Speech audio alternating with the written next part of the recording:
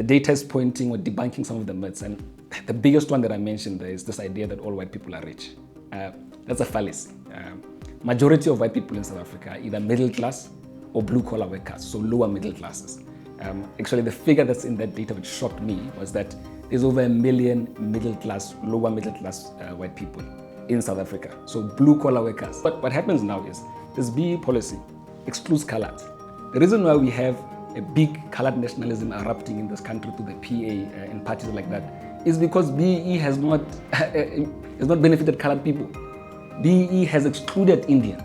So all of a sudden now the black masses are separated, and that was the objective. And the long-term objective is the disintegration of the ANC. And the colors have left the ANC, the Indians have left the ANC. So this policy that comes from this Afrikaner elite was successful. It achieved these two things, which is keeping the economy intact, the structure of the economy intact, but also ultimately dealing with this organization. In a world where Africans have lost their roots, it has become of vital importance to document our ways. In an effort to reverse the brainwashing of the past, where we were made to believe our ways are demonic, we are pressed to create dignified and respectful platforms to unpack our spiritual ways. The views and opinions expressed in this episode are those of the guest and do not necessarily reflect the beliefs or position of this channel, its hosts, or affiliates. This podcast is a platform for open discussions and exploration of various perspectives, including controversial and unconventional ideas. We encourage viewers to think critically, do their own research, and form their own opinions. The content is for informational and entertainment purposes only and should not be taken as fact, advice, or an endorsement of any specific viewpoint. Viewers' discretion is advised.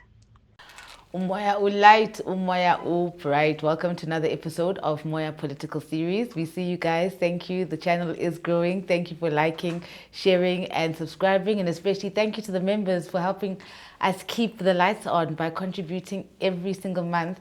And thank you for watching the adverts, guys, because I do see that you guys are watching the adverts. So we thank you so much for supporting the channel. So it's MOYA Political Series. We always tell you that this is where you're going to get the education that you're not going to get at the Mlungu schools, and kind of just unpack what's happening, the reality. I thought today I saw a young TikToker speaking about the economy, and I thought this is so interesting. Ntate MOHAU LECHEKO, thank you so much for honoring the invitation, and welcome to MOYA Political Series. Thank you very much, Elsie, for having me. I appreciate the invite, and a good day to your viewers as well. Thank you. So, I want to start right where the exciting video that I saw. So, can you help us unpack? I don't know if you remember the numbers properly, but you've got yes. I'm sure. So, unpack this video that was going viral, certainly in my WhatsApp groups. Okay. Obviously, the genesis of that video, I guess, stems from myself asking myself questions about what's wrong in our economy. We know there's a problem, and I think the problem in our economy has been over-articulated. And I think the question was, what is the big issue? When you're talking about the South African economy, and we're talking about it not growing, and we're talking about the poor feeling the biggest brand of the economy, or the mismanagement of the economy, what exactly are we talking about? And in the video, I mentioned that this whole, I guess, research around social classes is quite important because it enables you to see where the big economic questions are. And what I do in that video is just to describe the social structure of South Africa on a class basis. The research that I used there was actually developed by Stats in 2014. And they were trying to break down what is the social structure in South Africa and what does it look by class. And the numbers are shocking. They used obviously different types of data sources to generate that particular report. This is data from SARS, from banks, and they collate all of this and they generated this social structure that I talk about. This is based on the economically active population. So these are people who are working in the economy or eligible to work. And the data is shocking. But before I talked about the data or the South African context, what I wanted to do was some type of comparative analysis between South Africa and other developed countries, because I guess that's the roadmap. That's where we want to see ourselves. And the first sort of point that I mentioned in the video is that in the US, for instance, the middle class is at about 44%. In the UK, the middle class is characterized into two buckets. So it's the technical middle class and the established middle class. That's about 31%. Now, when you contrast that with the South African case, our middle class is 9.7%. That's shocking. Our elite class is about 6%. So it means that the 6% and the 9.7%, which is the middle class in South Africa, is sustaining, which is shocking. The unemployed and the underclass in South Africa is 49.7%. So 50% of our population is considered unemployed or underclass, which means that 9% plus the 6% that we have, actually it's not even 6%, it's 0.44% in South Africa. That's our elite. I actually make a joke in the video that the elite in South Africa, so people that earn 60,000 and above, are about 105,000. That was in 2014. It means the people who we consider elite, this is including the capitalists in this country, can fit in Soccer City. And then we add that 9.79%, which is the middle class. It just shows you the crisis of South Africa. You will not have a sustainable country with that type of demographic or class distribution. And you see it very glaringly when you're comparing it to the UK case, which has a middle class of about 31% of the population, and the US case, which is sitting at 44%. So that just points a very bleak picture of what is happening in our economy and why we just don't seem to get poor people out of poverty. Yeah. The socio-economic matrix, every single one, is getting worse in this country. There's a reason behind that. And I guess this social structure that I'm talking about gives that perspective that we need to grow our middle class. But what's happening in the country right now is our underclass is increasing. So people are getting more and more poor. People are getting more and more unemployed. We are heading to a crash. I know people think that when other people talk about 2021 July, that it's something that we could head towards in the future. The data is pointing to that. There's a possibility that sometime in the future, if the space keeps getting bigger and bigger, and we're getting more and more unemployed and people are getting more and more poor, we will hit the wall sometime. I'm not a prophet of doom. I'm always an optimist, but the data is saying that there's an issue in our economy and it has to be fixed. And I guess the question is, what is the issue? The other stuff that I mentioned in that video, just to close off on this, is there's a lot of myths in our society as well. And I guess most of the myths obviously come from our history. We do have a deeply racialized history. But the data is pointing or debunking some of the myths. And the biggest one that I mentioned there is this idea that all white people are rich. That's a fallacy. Majority of white people in South Africa are either middle class or blue-collar workers, so lower middle classes. Actually, the figure that's in that data which shocked me was that there's over 1 million lower middle class white people in South Africa. So blue-collar workers. You know, when people in the trade unions speak about workers, we always have this image that it's some black person working in a mine. But there's a big cohort of white people who are blue-collar workers, 1 million of them at that time in 2014, and they are a lower middle class. And then I mentioned in the video that the middle class the white middle class in South Africa is about 705,000 people. The point that I make there, which is also a big stark difference, is the ANC has managed now to have a black middle class that's bigger than the white middle class. Yes, from a population perspective, when you look at our middle class or the black middle class and compare to the population of black people, the percentage is still smaller versus the white middle class in contrast with its population. I understand that, but the point is in absolute numbers, the ANC has built a middle class now that is bigger than the white middle class. So there's more middle class black people in South Africa than there are white. That for me was shocking. So there's myths around who, quote unquote, and people have to use this language, is the enemy. The white middle class, and maybe it's not palatable for a lot of people, but the white middle class is exactly the same as the black middle class. They live in houses, in estates, they live in apartments as normal people. Whatever land they own is the same as a normal middle class. They will own the land that they buy with their property. It's the same. Now, the question then for me that dawns on my mind is who is benefiting from this division? Because there's a painted enemy, and obviously it comes from our history, but I don't think the middle class white population and the blue collar white population is the enemy. I don't think so. These are not the people who are not fixing the structure of the economy, which is what I talk about in that video. I guess the last comment that I make is on this BEE thing. If I say to you the structure of our economy is 0.44% elite, the middle class is about 9.79%, and then the underclass is 49.75%. Then your main economic policy, which is what is the case now, is BEE. Who is the beneficiary of BEE? Is BEE going to move the underclass into middle classes? No. The people who are beneficiaries of the BEE Are people sitting in this 9.79%, so the middle class, or people already in the elites in the 0.44%? Those are the ones benefiting from BEE. I mean, people, if you criticize BEE as an economic policy, you are seen as anti-transformational or anti-black, but it's idiotic to support BEE. BEE is not a pro-poor policy. It's not. This is the lie that's been peddled by the regime to convince us that whatever they are doing, which is benefiting this middle class that I'm talking about and the elite, is to the benefit of the masses. It's not. The underclass that I'm talking about, very low skilled, because the ANC did not invest in education. So they are not going to be getting the tenders that we're talking about. It's not them. Those are not the people. You cannot say BEE is a transformational policy. What is it transformational for? It's transformational for that 9.97% of which black people are in there. And then the elite. That's what BEE is doing. And now they're peddling the lie that a president or deputy president, recently said that if we call for the abolishment of BEE, we must go back to apartheid. He's peddling a lie. It's a lie. It's anti-reality. The people who are benefiting from BEE is a small minority in the ANC and has convinced the population for the last 30 years that this policy benefits everyone. It doesn't. It doesn't. There is no person who's sitting in a village in the Eastern Cape, for instance, who's benefiting from BEE. It's a complete lie. And I guess the reason why I'm critiquing it this way is there's money that is spent in these BEE deals. Why isn't that money funneled into the production side of the economy? Why isn't that? They've been speaking about industrial policy and beneficiation for years.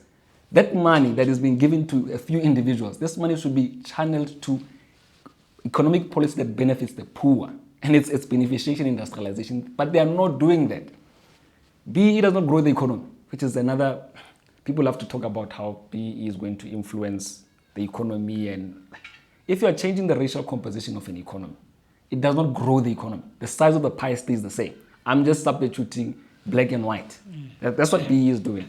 And I guess that's the last comment that I make in that video. It's about this myth around white people are rich. There's an agenda here. And I talk about it, and probably I'll mention it here. BEE is not a policy of the ANC. This is another thing that is, it's anti-history. BEE, the genesis of BEE policy, it emanates from the Broederbond. It gets operationalized by capital, one of which is Sanlam in this country. So this thing did not even come up from the ANC. Unpack that for us, because this is new to us. Yes. So the genesis of BEE as a policy did not come from the ANC. And the reason why I'm saying that, the reason why it's like this is because the ANC throughout the liberation struggle had a multiracial character. Its character has always, it had communists who were white people in there. Its character and its nature.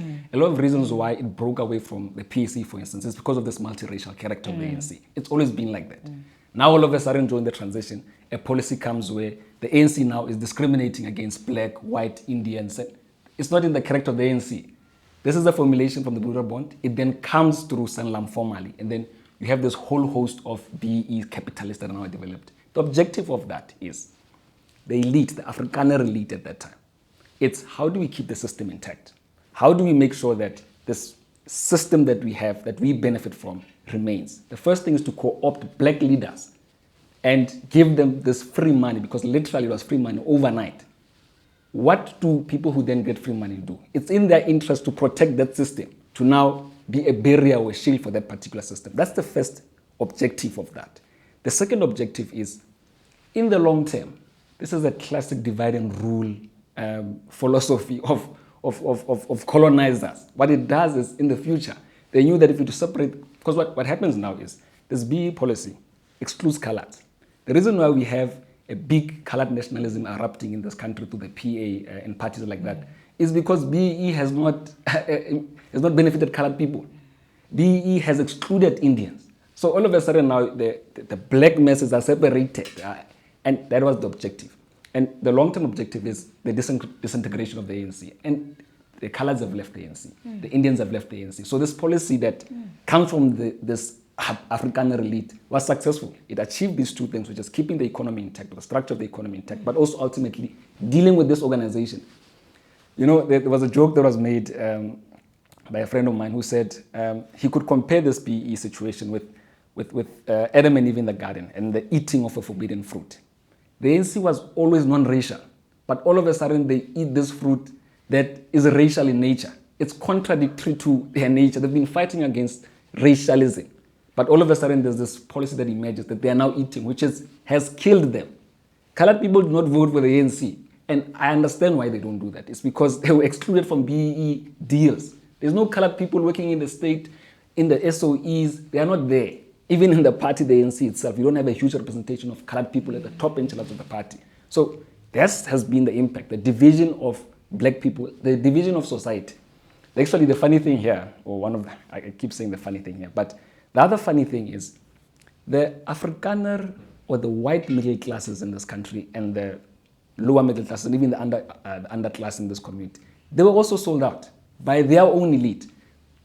The Afrikaner elite and the black nationalist elite formulated this or measured on this BE thing. What does it do to the middle classes in this country? Their children are not getting jobs. I know people maybe might say, but yeah, they've had opportunities. But the point is, middle class white families are also not benefiting from this thing, BE. Their children are not getting jobs. Their children are not going overseas. There's a reason why their children are going overseas. It's because this economy, this BE policy, it discriminates against people of particular races. So they actually, and white people, let me not say white people, but have a tendency of blaming BE on the ANC. I know they don't know the history as well, but people can look this thing up. BE is not the policy of the ANC. You are blaming the ANC, but in fact, it's the Afrikaner elite who was in charge, the Afrikaner nationalists who sold their people out with this thing. The only people who are benefiting from this thing is the elite, the Afrikaner elite, the political and economic elite that existed before 1994, and now the new African elite. These are the people who are benefiting from this system. So all of us have a problem with the system, and we should be determined to change it. And I guess that was some of the critiques on BE that I was making, that people should be aware that this thing benefits no one besides this cohort of elites. In fact, if we were to have a struggle, us and white people are on the same side. The middle class white people and the lower middle class white people and the upper class, in fact, have in commonality with a lot of us who are black. Now the question is, to what benefit is there to separate and explain that? It's important for us to be separated all the time, to have differences in politics because there's white people and there's black people because of our history, and it's a complex history. I don't like when I speak about this to sound like I'm trashing history and I'm discarding it altogether. But I have a deep obsession with what are we going to do now? So what are we going to do in the future? That's the question that I'm obsessed with. There's deep hurt, there's deep pain, and there's time for that. But I have chosen to invest my time in what does it look like going to the future. And division is not what is supposed to be happening going to the future. And at the heart of this division is this BE thing. It's the problem. This BE thing is the problem. No one benefits from BE. I mean, me and you now will not be able to be senior managers in the municipality. Those positions are reserved for ANC cadres. It's reserved for them. Whether in the SOEs, even these tenants of the procurement process, those are ANC cadre staff. I mean, we're seeing through the commission right now that these people are even so corrupt now, but who are the beneficiaries of this system of procurement in South Africa? Through this BE, it's this minority. What's funny is there's a similarity now between the Afrikaner nationalists and the ANC, and it's this minority rule. I mean, when we're in the struggle, we're fighting against minority rule. There's a minority rule happening right now. The people who are ruling by minority are the ANC and the cohort in the ANC who are benefiting from the economy, and everyone is excluded from it. Black, white, Indian, we are all excluded by this minority. It is a minority rule. But what about the fact that actually, when we speak honestly, DA is holding the economy? It's not ANC. It's debatable, but the only thing that I'll make is, or the only point that I'll make in that regard is, the DA is also another middle class party. The reason why the DA was able to have a good relationship with the ANC is because they are the same in character. They represent a middle class. It's just that the DA, a huge part of its constituency is a white middle class. But the black and white middle class, which is the point that I made earlier, they are the same. They live the same. They go to the same malls. They have the same type of lifestyle. They live in the same complexes. They work in the same companies. They're in the same hierarchy. They sit in boards together. They're the executives of companies together. So there's essentially no difference between a black and white middle class. It's just a middle class. That's the reason why I feel together they were able to merge and form this very, very strong relationship. It is a strong relationship. It makes sense why it's a strong relationship, because it's a relationship of the middle class parties. That's why this relationship, which is the DA and ANC working. I don't believe that the economy is in the hands of the DA as a party. I don't believe that. The economy in South Africa is in the hands of the historical economic and political elite, and the ANC. Those are the people holding the structure of the economy right now. And I think maybe let me move to that, this point around structure, because I keep mentioning this thing around structure of the economy, but it's probably better if we get a historical context of what I mean by this. And I usually describe history as, break it up into this 100-year period of nationalism. Nationalist politics, in the most simplest term, is grievance-based politics. These are politics when a segment or population of society feels excluded from socio-economic benefits, and they want to be included. Nationalism arises from that. That's a political system based on grievance. That is nationalism. So when you're talking about a nationalist, we're talking about a person with a grievance. And the grievance is, I'm being excluded. This is a very important point. Nationalists are not for changing the system. A nationalist is a person who feels excluded and wants to be excluded. This is at the heart of why the structure of the economy has not changed. We have been ruled during this 100 years. So from 1924 to 1994, it was the Afrikaner nationalists. They were nationalists. They had a grievance against the British, and I'll speak about that. And the second part, which is the last 30 years, has been African nationalists. They also are nationalists. They have a grievance against the British and the Afrikaner. But they do not change the system. Their struggle is a struggle to be included. And that's the problem. Now, let's compare and do a contrast between these two nationalist groups. There's a whole lot of other history that happens in South Africa, of murder and of all of that. I'm not in any way disregarding that. But what I'm doing is, what are the important parts of our history that will allow us to move forward? Because it feels like we're stuck politically in this country. And I guess that's my frustration. I'm a FISMAS activist. I can talk about that later if there's time. But I've been feeling frustrated since I was in university. And we are politically stuck. What is the problem? And I guess that's why I'm talking about the stuff that I'm talking about. So the Afrikaner nationalists, their grievance was against the British. The grievance is, you are not including us in the administration of South Africa. That was the grievance. They had a war, which you all know, Anglo-Boer War. It all ended up in 1910 when the Union of South Africa happened. That's when they signed a deal amongst themselves. Okay, you will administer this country for us. We keep the mines. You can take the agricultural land, whatever the case may be. This is 1910. Obviously, closely after that in 1912, the African nationalists now feel like, now we are also excluded now. Their grievance emerges from that. But a big characteristic of these Afrikaner nationalists, that is like these African nationalists, is they never change the structure of the economy. What I mean by that is, the economy that we have is a British colonial mineral extraction economy. It has not changed since diamonds and gold was discovered in this country. That system has not changed. Yes, there have been certain developments over time, but a lot of them are around this industry.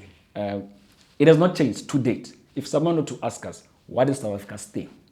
What is South Africa's economic thing? It is mining, and it's mining of extraction of raw materials and then being shipped elsewhere.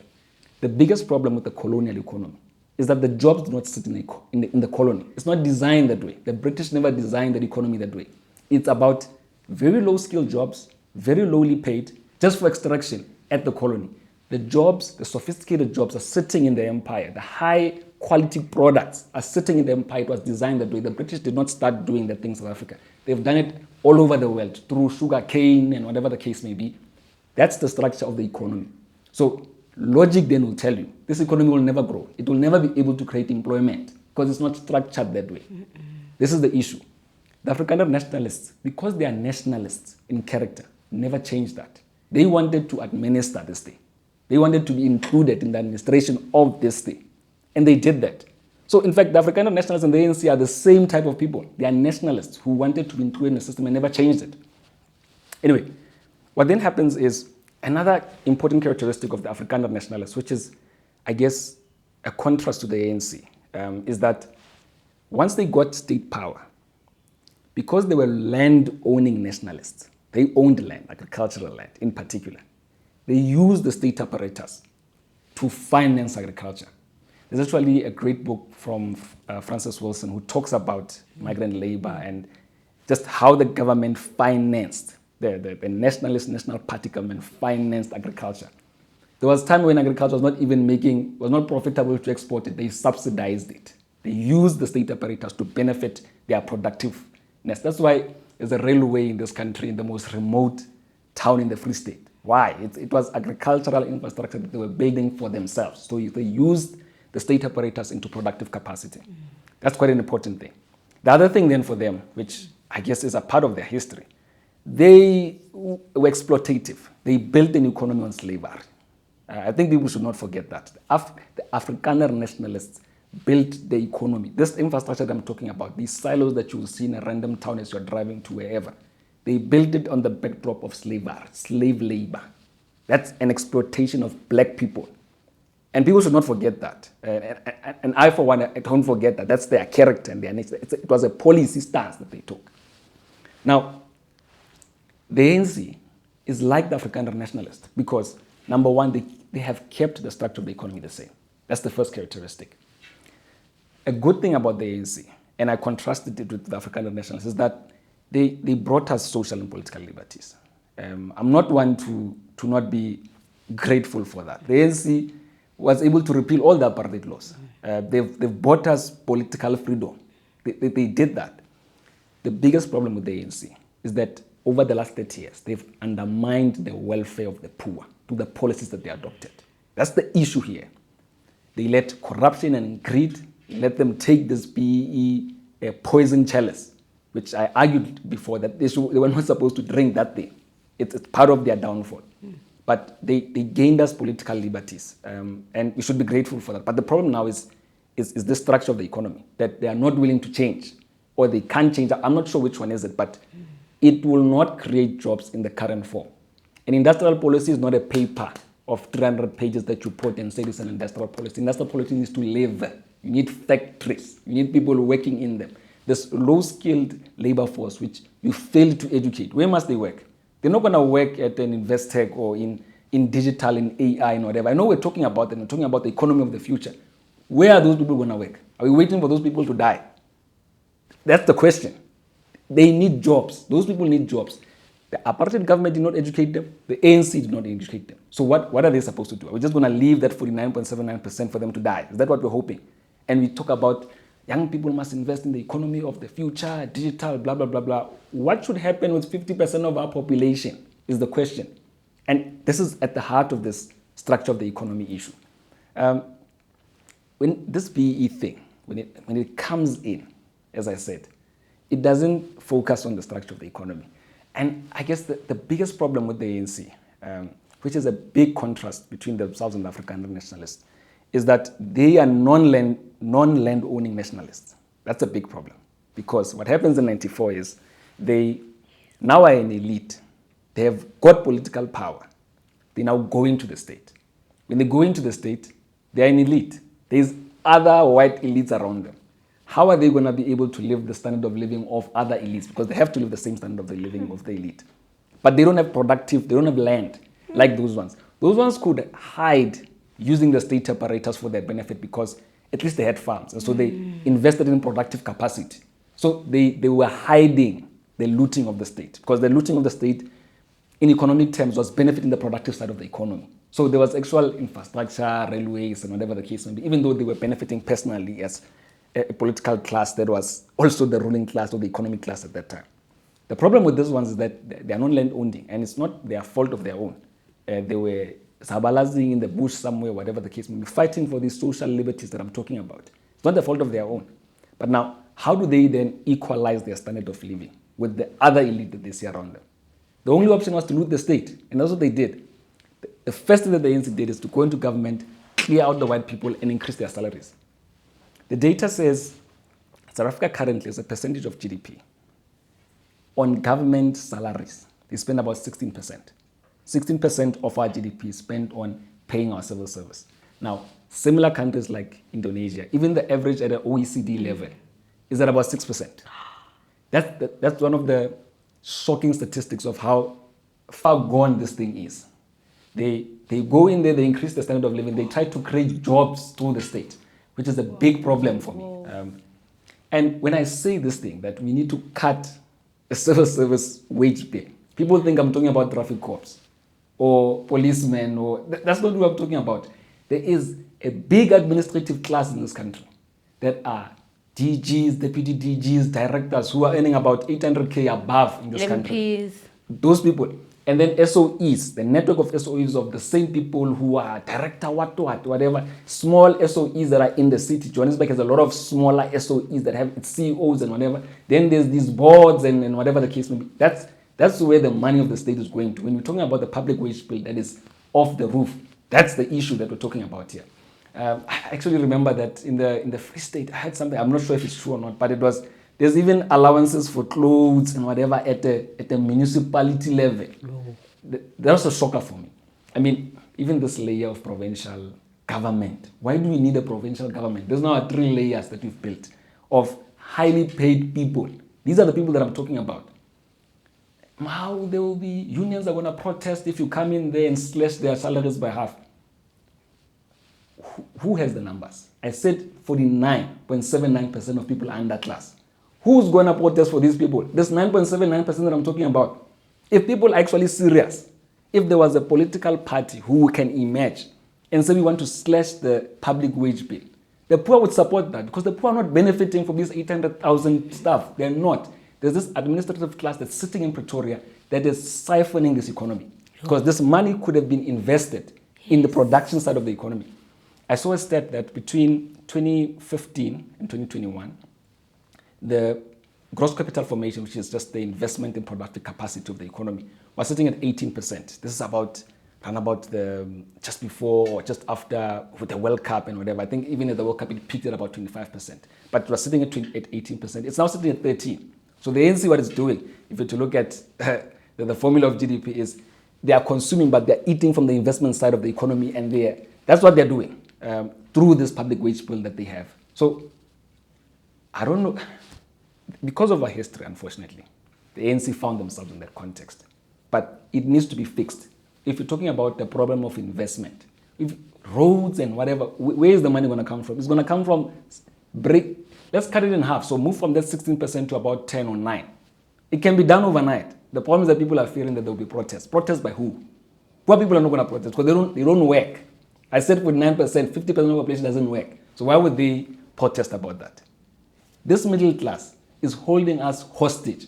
The African middle class in the state, with its partnership with the elite, the economic elite, the former economic elite, is holding us hostage to this BEE thing.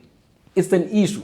The ANC is a middle class party and it has built a large base of a middle class. That's the issue that we're dealing with in our economy. So if you're talking about there's no investment, we don't need foreign direct investment. Cut these people's salaries and let's invest in the economy. Let's build the bridges. I mean, if you build a bridge, for instance, this underclass that I'm talking about, they are the ones that are working there. Yeah. They are the ones building the bricks. No one is talking about that. No one is talking about the structure of the economy. I know there's many issues here. There's even an immigration issue that's becoming a big topic in this country. But let's say hypothetically Gayton solves the immigration issue. Then what? Then, okay, the few spaza shops that are now open are going to be occupied by black people. I'm just trying us to. Mm-hmm. And then what? All those spaza shops are not able to sustain the unemployed in this country. It's not a spaza shop issue. Yes, maybe it's a big thing. But it's not going to solve an economic issue. An economic issue is in the structure. How do we change this colonial economy? And it's not just the ANC's fault, by the way. It's this elite that gave them this poison chalice, EPE. That's just keeping this thing the same. And they are comfortable with that. They want stability. That's what they want. Let things be stable. And let's keep extracting from this economy the same way that we're doing even pre-1994. That's the issue here. Who is changing the structure of the economy? The DA is not talking about it. The MK is not talking about it. The ANC is not talking about it. The EFF is not talking about it. No one is talking about the plight of the underclass. They stand in stadiums that have rising things. I apologize for this. Uh-huh. It's a personal thing because how can you say one of your cardinal pillars is massive industrialization, which is a good policy for poor people, but you spend millions and millions of rands in a rally filled with those same people? Why?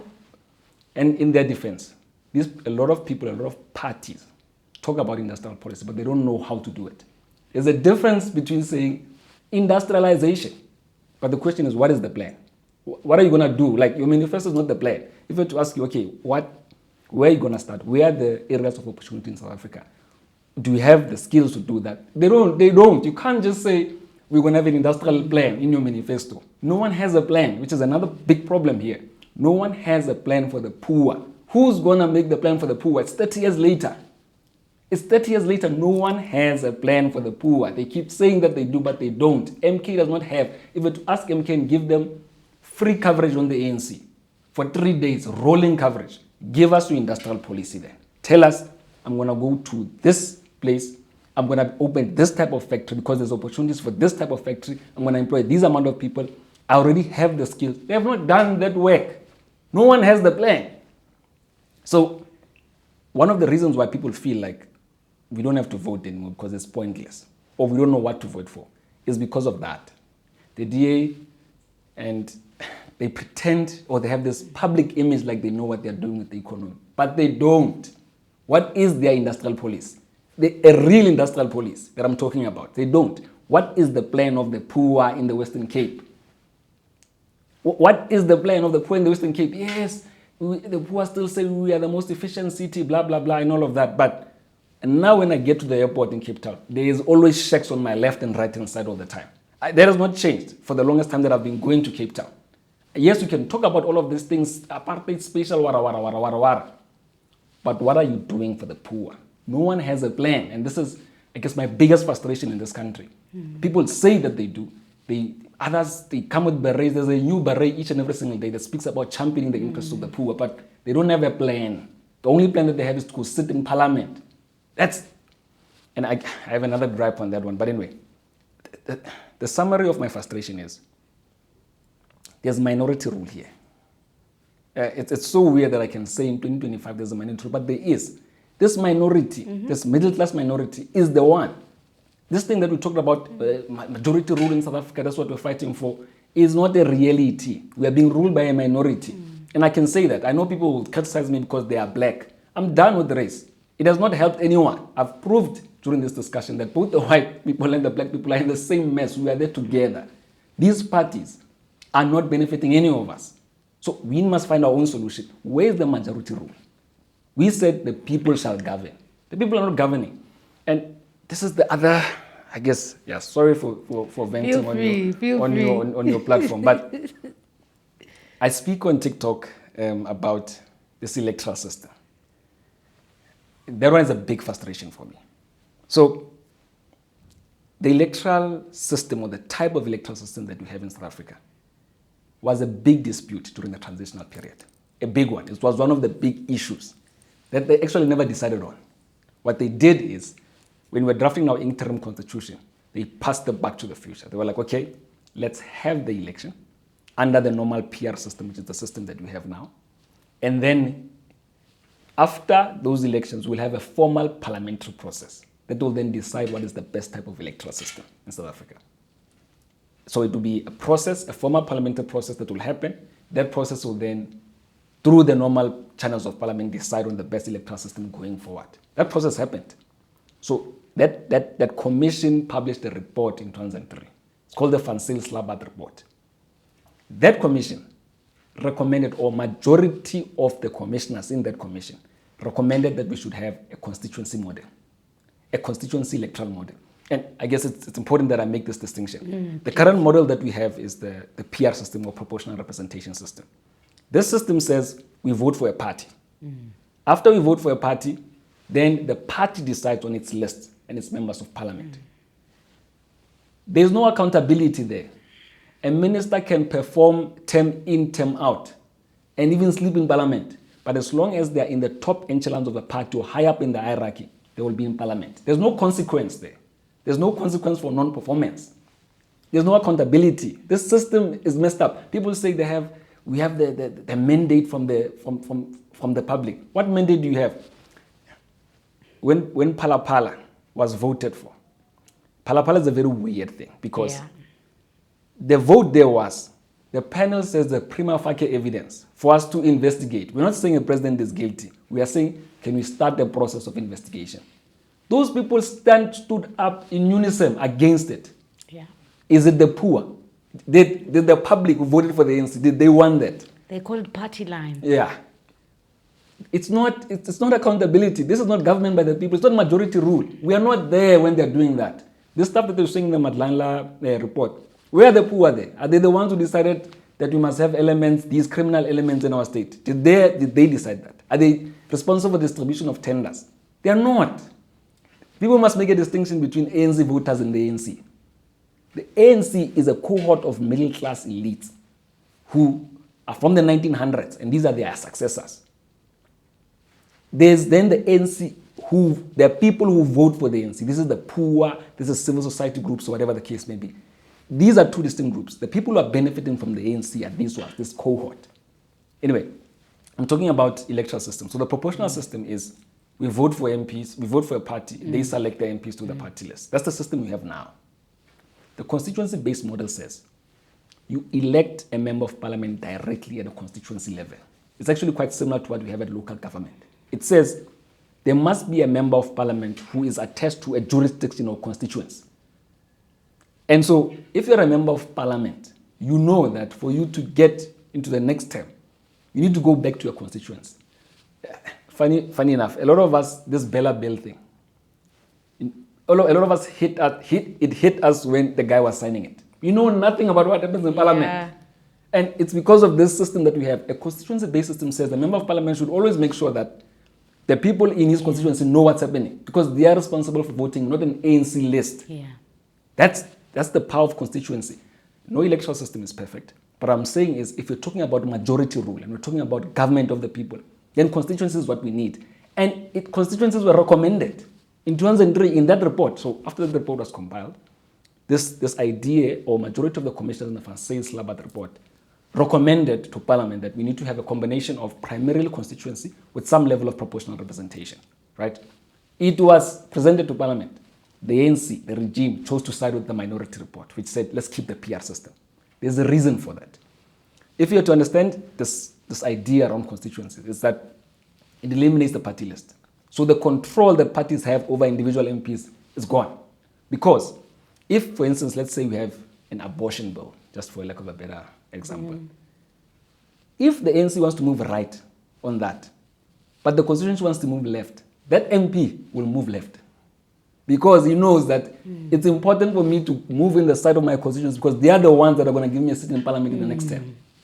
That is why an ANC president can stand up in parliament and say the ANC is more important than the nation. He's correct. That is the most honest person in the world because he knows that his career as a politician depends on him being on a list, not on what MOHAU and Tsiki think about him. This is the issue of our electoral system. And it needs to change. It's not majority rule. Now anyway, this Francis Labat report happens, right? The ANC sides with this thing. It's obvious why the ANC sides with this. They're using power. And power is important in society. Political power. That's why I say I'm not into NGOs. There's nothing wrong with NGOs. But big decisions at a country level are made at the ballot. Political power is what, we've been screaming and shouting against the ANC for the last 30 years. We can do nothing about it. Because at the ballot where it counts, they have the power and they're using it, right? This report goes to Parliament, the ANC sides with this thing. Obviously, the ANC will side with this thing because they want to keep power. They want to tell the MPs what to do. They want to tell the MPs to protect a supposedly corrupt president. They want them to do that. The reason why Zuma survived motion after motion after motion after motion is because of that. I don't know if President Zuma is corrupt or not, but the day when I saw ministers saying that a pool is a fire, adults, the video presentations, I did not need to be answered. There's something wrong there. Even if it's not corruption, but this is not the type of leaders that we want, who want to gaslight the whole country, that some pool is a fire, That for me was the line. Maybe I don't have evidence because I'm not in the legal fraternity and I don't know stuff. But this looks like something. There was a lie. There was a lie there. But we could not do anything about it because of the system that we have. Right. A majority of those ministers who are doing presentations for us are in parliament right now. You can't do anything about it. It's inconsequential. We have ministers who buy flags and may his soul rest in peace, who suggest big flags. If he makes a mistake, he's an ambassador somewhere. He gets rewarded for mismanagement and non-performance. It just came up to my mind because it's a hot topic now, and I'm not criticizing him as a person, but that's an issue here. Our system does not allow accountability. Our electoral system. It's got no principles and integrity. Now, Rebuaka majority rule. ANC was fighting for it. It's not a reality. We're lying to ourselves. It's not a reality. So this thing happens. this topic erupts again in 2024. The reason why this issue around electoral reform erupts again is because of this independent candidates thing. But now this thing about the actual electoral system comes up again, in addition to this thing about independent candidates. What happens in 2024 is the then Minister of Home Affairs then starts another panel to discuss the same question that was discussed during our transition. A new panel is established, sitting under Home Affairs. Its job again is to investigate what is the best type of electoral system. And this thing of electoral system, also, at the heart of it is accountability. It's not some technicality of the electoral system. It's about, can we hold our people accountable? We can't now. But under a constituency-based system, if you don't perform, we will not vote for you next time. We won't do that because we have the power to do that. Anyway, this new panel, 2024, sits. It's a new electoral reform. It sits under Home Affairs. They get a mandate to investigate the same thing. They published the report. This is quite interesting. They handed over the report to the minister in August, but it was made public now in 2024, in September, sorry. We have 2 reports. So we had 1 report in 2003, now we have 2 reports that are at loggerheads with each other. So there's a letter that the chairperson of that panel writes to the minister to explain why there's now 2 reports that are at loggerheads with each other. And this letter says, as the committee obviously was going through the process of, public process of getting inputs on this thing or whatever the case may be, now they are now sitting as a panel in a formal process, starting to finalize the chapters of this report. They're doing it in the formal process. As they had set up a meeting to adopt the final chapters of that report, a cohort in the panel starts bringing changes into this thing in a parallel process. So obviously the chairperson asked, but you can't. Let's all sit formally and do this thing. Let's sit formally and debate this thing. No, we don't want to do that. In fact, we'll generate our own report. And they did. What is funny about this report is the original report says we need constituencies. The same confirmation of the Francis Labat report. This new report says it proposes PR with some level of change, but it's primarily still, let's stay the same. Right? The funny thing is they term their report majority report. There's a reason why they do that. It's the language. Because when you talk about Francis Labat report, you said majority of the commissioners said we must go with constituencies. So now, out of the 9 commissioners, this new cohort, is 5 of them. They are the majority. And they term their thing specifically to say majority report. The reason why they're doing that is to counteract this Francis Labat report, which always is a thorn in their foot as this thing of electoral reform comes. So how do we counteract that? Language is quite important in that context. Because I'm obsessed a bit with this stuff, you then do research of who are the people, those 5 people who were in this alternative report, if I can call it. All of them were part of the IEC. These are ANC cadres. So it's so funny. An advocate there was part of the minority report in 2003. So that's the minority report that the ANC sided with in 2003. An advocate there is part of the same cohort. A gentleman there was in the KZN provincial legislature as an ANC MP. He even was a city manager in the city of eThekwini. The other 3 have worked for the IEC at different structures. These are, oh my God. They're not even trying to hide it anymore. But it's power. It's legitimate use of power. I know that it's corrupt. You can all see that it's corrupt, but they're using their power. They can do that. They can start the panel with 9 people, knowing that 5 of them are ours, that they'll ultimately generate a majority report that's contrary to the process that we want. So the ANC has blocked essentially this thing that we want around constituencies. We should be fighting for this thing. We cannot continue with party lists that perpetuate the patronage system in parties. That's what these party lists do. They reward each other with MP posts. We need to be talking about this thing. There's a lot of other stuff that we're talking about, and they're quite important, but this thing of our electoral system is important. We cannot continue for another 30 years with the same electoral system. The story of the last 30 years has been a story of unaccountability. It has. The problem is we cannot hold these people accountable. How long have we been talking about corruption? Just telling that. We are tired.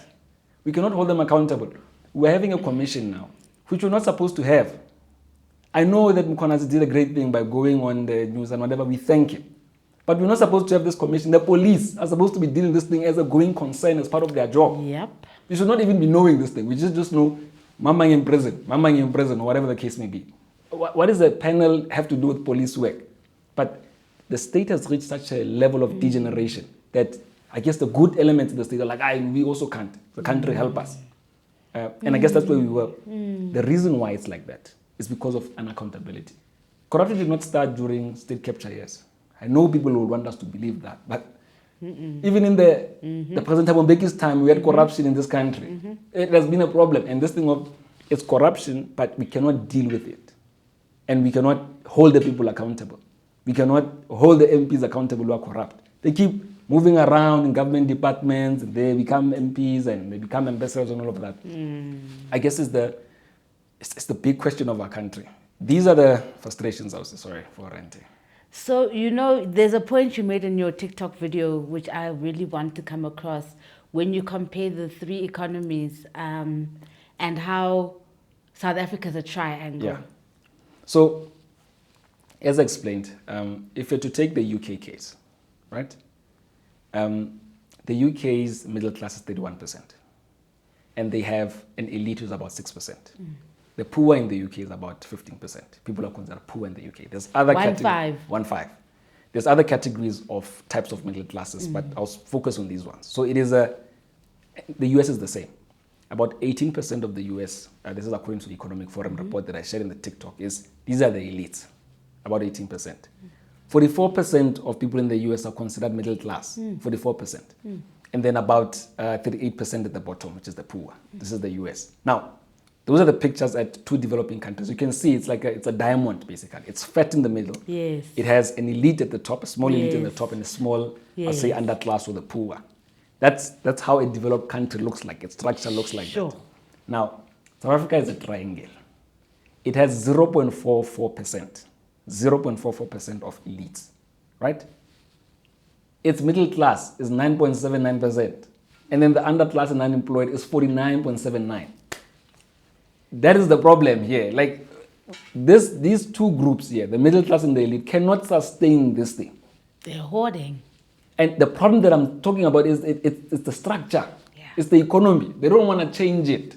This economy is not working for poor people. It's not. The ANC has been speaking about beneficiation and industrial policy for years. Probably if you to ask them, is there industrial policy, they can send us an email of about 50 or 100 industrial policies that they have.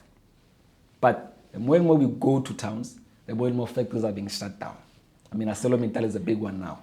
How did we allow one of the biggest steel companies to die like that? Sino Steel, I'm not sure if you know Sino Steel. If you in Sandton, there's a big board there. It's now fully owned by the Chinese. So it's one of the biggest chrome companies that we had in this country. It's bought by the Chinese. A country which was serious, because chrome is a big component of steel making. A country that was serious about industrialization. Why would you let that company be bought? Why? Why? Like, it doesn't make sense. If you were genuinely serious. And remember, beneficiation is not we want beneficiation for the sake of wanting beneficiation. It's that the people who work at factories are the poor. That's why I say our policies are anti-poor. What they're doing now is sustaining the livelihoods of the poor through grants. And unfortunately, and it sounds bad, but grants eat on the consumption side of the economy as well. So they're not growing the economy. In fact, now they are co-opting the poor to eat with them in a very, I think that's malicious, but I'm trying to make a point here that these grants are now, they're co-opting the poor to keep siphoning this economy with them. And it's not sustainable. That's why one of the biggest budgetary items now is debt servicing. If you're to ask what are the top 5 biggest expenditure items in our budget currently, so debt servicing is there. Let me get you some water. Yes, thank you. Debt servicing is a big component of our expenditure items in the top 5. It's because it's not sustainable. You cannot keep eating as this cohort of elites, and then now you are keeping the livelihoods of the poor through giving them grants. It's not sustainable. If people don't work, you can't keep giving them money. I'm not against grants. It's funny when you look at political party manifestos, and you see, thank you. Yeah, you look at political party manifestos, and you see them competing with how much rents they're going to give to the poor. a manifesto, one will say we'll give 1,000 to poor people. Another one says we'll give 1,200. Another one says 1,500. All imaginary numbers. Where are the jobs? Where are the jobs? How many investment, what do you call it? Travel, what? I don't know what they use the term. When they're going around the whole world. There was a time when the president was at the New York Stock Exchange and they were taking pictures and talking about foreign direct investment. That's not the issue. Issue is the structure. You need to change the structure of the economy. It's not going to make... When you say change the structure, what do you mean? How would we change the structure? Okay. This is the most basic way to explain this thing. I said the economy that we have right now is a mineral extraction economy. In fact, the economy that we have right now is like a 1900s economy, like 1800s, 1700s economy. That's the economy we have. It's, we take minerals from here, we're building industries elsewhere. That's the economy. Now, what South African government needs to do, if it was pro-poor and wanted to develop an industrial policy, was, okay, mining company X, you know the different companies that you're selling mineral access to. You know what are the type of products that you are using to or are being used to produce in that area. What is the skill set that we have in our country? How can we start producing one of the channels? It's a value chain. How do we now be part of... Yes, exactly. How do we become part of X value chain? Obviously, it's based on trade-offs, right? I think we have the skill sets in the country for us to do this. As a result, we can, this company that we have can start producing X. And obviously, then it becomes, where are you going to take it? What markets do we have? I'm going to take it to this particular market. That's at the basic level, right? At the mining industry, how do you make the mining industry, first of all, I think as a step one, start to produce higher end goods? How do we, it starts going further and further down the value chain, the type of product that we produce, and how do we get that done here, local? That's, I guess, the first place. The second place then is, there's a lot of capitalists in this country. How then do you go to each one of them? That's why you need this thing of having a technocratic government. It's not a slogan. Because you need to be able, you need people who will be able to engage with capital at that level. So you need people who have expertise in mining, who are working in government, who are politicians, not just administrators. Because if you're developing industrial policy, you need an engineer who knows about this thing and who knows how to direct the conversation in that context. Anyway, we go to a company like MTN. MTN is one of the biggest tech companies that we have in this country. How does MTN start diversifying? How do we as a government for the poor? We have the mandate and we can change legislation for us to facilitate MTN to start producing a new type of product. Why is MTN not making phones? Are they going to make airtime forever? I'm being malicious here. But the point is, if you had a government that is able to sit with the capitalist class and say, okay, chief, racism is bigger, we are putting it aside. The problem is the poor here. What can we do? Well, now we'll facilitate it through legislation. But what are the opportunities? Come back to us in 3 months. When they come back in 3 months, they come with a plan. Well, okay, Rona is MTN. We can make profit in this way by developing these particular industries. And this is the type of facilitation from a policy perspective that we need from you. It's a handshake that you're making. Well, okay, I'm helping you facilitate this thing. You're going to make more money. It doesn't matter if they make more money. The issue that we want is jobs. I'm giving you a figure. I'm saying, Mr. MTN, I'm giving you a figure of 1 million. Tell me how you can do 1 million. They can go back and decide which industries that they want to now go into beyond their main and core business. This is what I call, sometimes in the literature they call it like an entrepreneurial state, where you have a state that is able to sit with its capitalist class and discuss issues and build a plan together. So sorry to catch you, but yes. I'm sure that the Africans are not that dumb who have been in corporate spaces and they've had these ideas, but it almost seems as if there's a concerted effort by the globalists to keep us as consumers. So the problem with, you're right, we do have a cohort of black Africans, actually young Africans, who have now as a collective collected the technical know-how to run the economy, South African economy. That's number one, so that's right. The question now is, why aren't they going into politics? That's number one. The reason why that's happening is because South Africa has an artificial scarcity being created. The reason why they don't leave their jobs is because they're highly paid. They're highly paid in the public and the private sectors. So there's no incentive for those people to leave those particular jobs and go into the administration or go into politics in particular. So the issue here is not a concerted effort to block them. It's these people are not part of political parties who are contesting power, who would then start having a conversation with capital. As a politician or political party, you're having a conversation now with a technical expert from the banking industry. You're having it with the banking industry. The person who has expertise in that space is now a politician. It's a minister of IT, not a person who... Anyway, we've been saying this for years, though. I mean, even in the arts and culture, we're always like, why do we have ministers that are not artists? Because they don't get what's going on. So you can have as much charisma as you want, very nice. But you actually don't know the problems and you don't know how to fix them. The secondary issue here is this cadre deployment. Yeah. It's not that they don't exist. In fact, there's a lot of people who are like me, who want to contribute. Yes. But cadre deployment does not allow that, which I guess is the second thing. Yes. First thing is we're kept there because it's nice to be there. People are driving Range Rovers. Exactly. They're buying perfumes. 5 Lamborghinis. It's fine. Like, I mean, it's right. But the second problem with this cadre development thing is that parties develop their own cadres. They don't open up their parties. And I understand why. The parties are about keeping power and whatever. But now the whole issue with that ego trip that we have is that the poor are not benefiting from all of this. The poor are being excluded from all of this.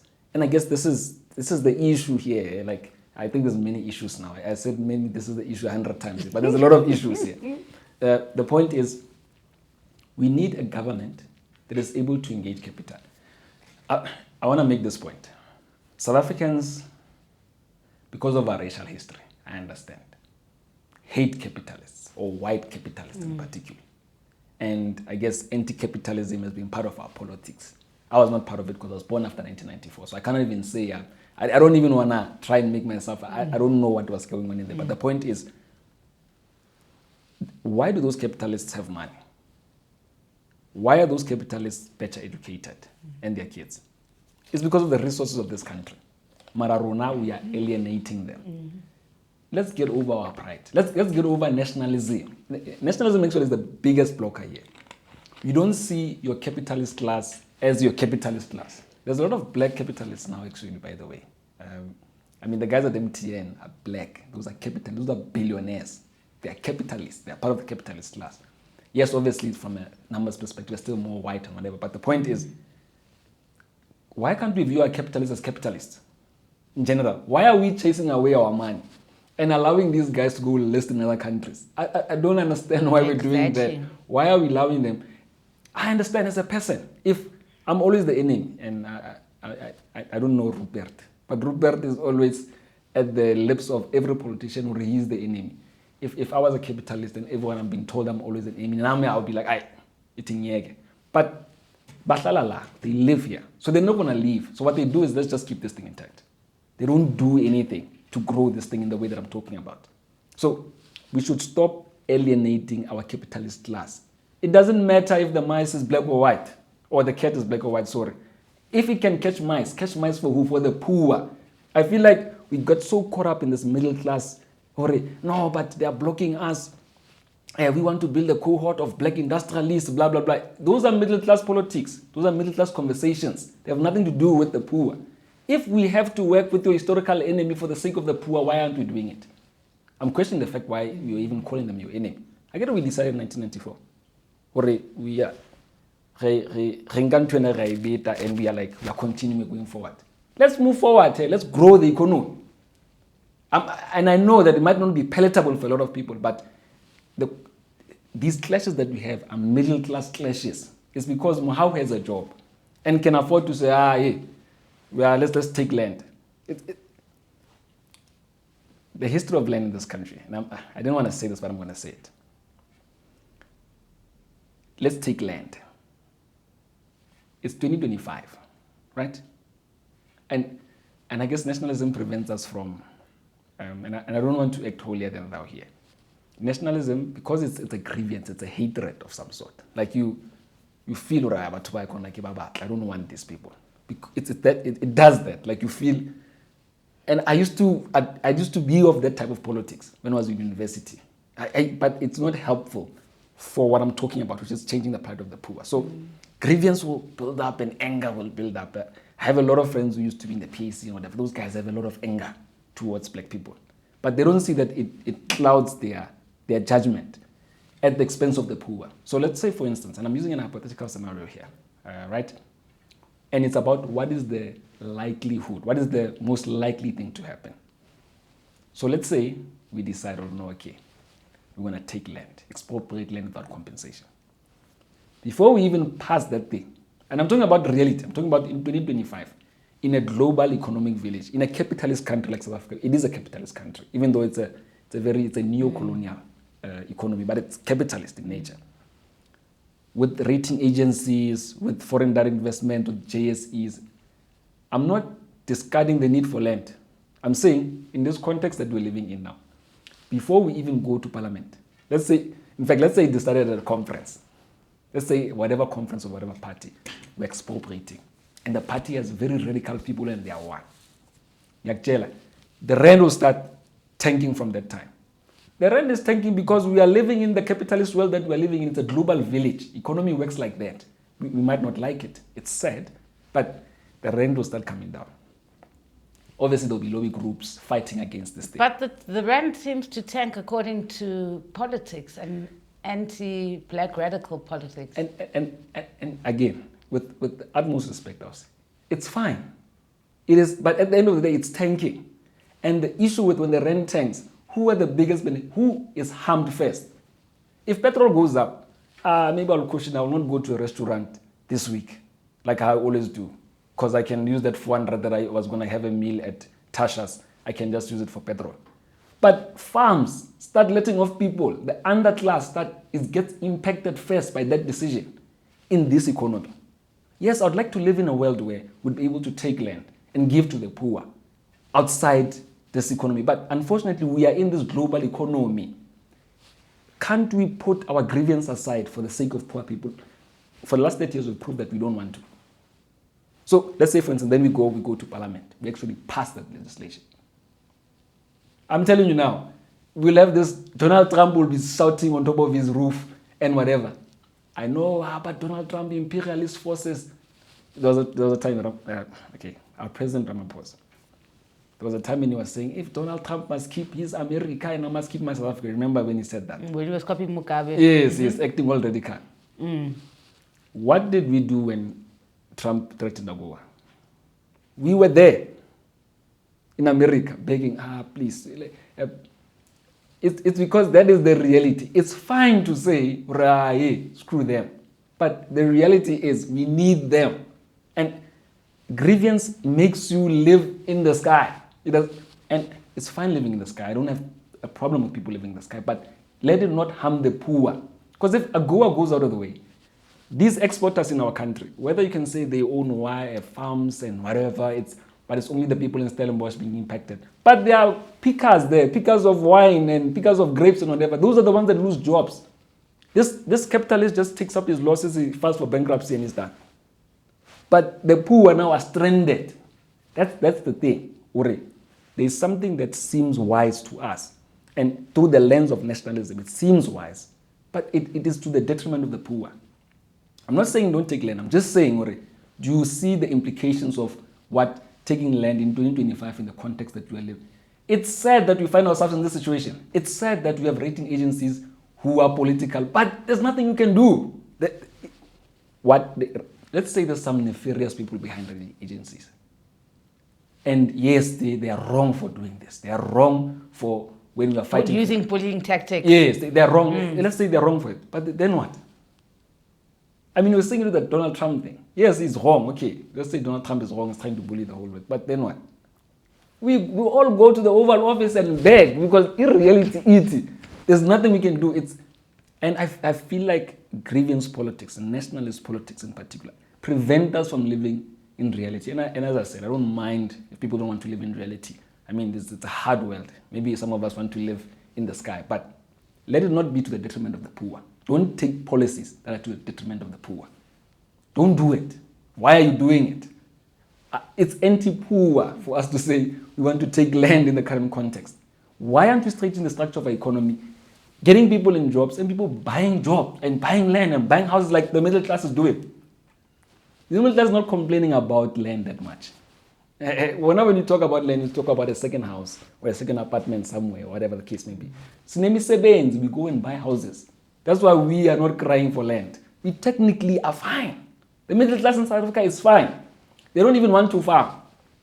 Like if it, okay, there's a percentage of middle class people who are already farming, who want to farm and whatever the case may be. But see, right in our banks, let's be honest with that. So don't come with the legislation and say, take back the land without expropriation. Why would say about when? Now you're not going to be directly impacted by that. You know you're not going to be. Anyway, sorry. Thank you, Mr. MOHAU. Thank you. I'll say thank you very much. And I hope you'll come again to vent for us. Very fascinating. You know, it's so nice to see that there are young people who are thinking. So thank you. Thank you very much. See you next time. Enkosi. Umoya light, umoya bright. So guys, you heard that the economy, for it to be working for us, it has to be a diamond and not a triangle. Thank you for liking, sharing, and subscribing. And we'll see you again next time. Who are you when all you were has been diluted by lies and white lines cancelling out all that which has been written of your history? Why do you look at yourself as a mystery? Doesn't the sun shine because you open your eyes? Doesn't the moon stay situated within the same stars your DNA sparkles off? Your spirit knows that surely corner into it off. Buza umoya so you may return to being well off. Because spiritually you are rich, yet your ancestors cry because you are out of reach. But yours is to command all elements while God takes inspiration from the very mirror she looked at to become. Remember who you are and never finish just when they think that with you they are done.